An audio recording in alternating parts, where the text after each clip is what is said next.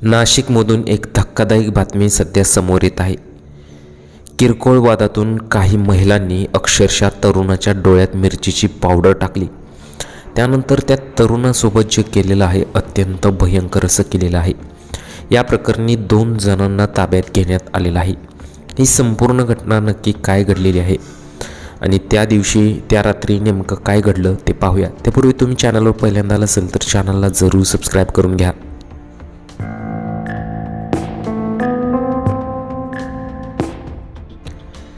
नाशिकच्या आडगाव परिसरात असलेल्या अमृतधाम कामगारमध्ये 24 नोव्हेंबर रोजी रात्री 10:30 वाजण्याच्या सुमारास ही घटना घडली।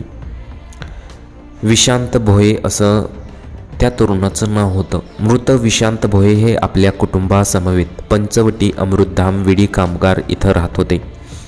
2 दिवसापूर्वी त्यांचा परिसरात काही मुलांसोबत वाद झाला होता। रात्री 10:30च्या सुमारास कामगार नगर इथं असलेल्या श्री स्वामी समर्थ केंद्राजवळ विशांत आपल्या काही मित्रांसोबत नेहमीप्रमाणे गप्पा मारत होता।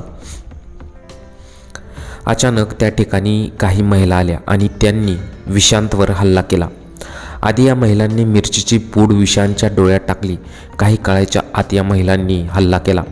या हल्ल्यात 7 जण सामील होते। त्यातील एकाने विशांतवर कोयत्याने सपासप वार केले। वार वरमी बसल्यामुळे विशांत रक्ताच्या थारोळ्यात जागेवरच कोसळला। विशांत खाली कोसळल्यानंतर हल्लेखोर घटनास्थळावरून पसार झाले। त्याच्या मित्रांनी त्याला तातडीने शासकीय रुग्णालयात दाखल केले, मात्र डॉक्टरांनी त्याला तपासून मृत घोषित केलं। तर काही दिवसांपूर्वी याच परिसरात राहणाऱ्या लहान मुलांच्या किरकोळ कारणातून वाद झाला होता। त्यातून हा खून झाल्याचे पोलिसांनी सांगितलं।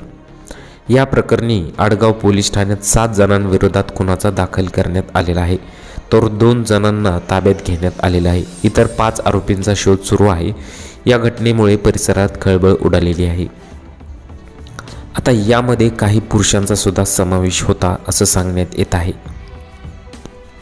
तर अशी ही घटना नाशिकमध्ये घडली होती। लहान मुलांच्या किरकोळ अक्षरशः वादातून हे प्रकरण घडलेलं आहे। त्यानंतर वाद झाल्यानंतर काही महिला विशांतजवळ आल्या आणि त्यानंतर मिरचीची पूड त्याच्या डोळ्यात टाकली आणि त्यानंतर अक्षरशः त्याच्यावर कोयत्याने सपासप वार केले आणि त्याचीच तिथे हत्या केलेली आहे। अशी घटना घडलेली आहे। तुम्हाला या घटनेबद्दल काय वाटतं? तुमच्या प्रतिक्रिया आम्हाला कमेंट बॉक्समध्ये जरूर कळवा।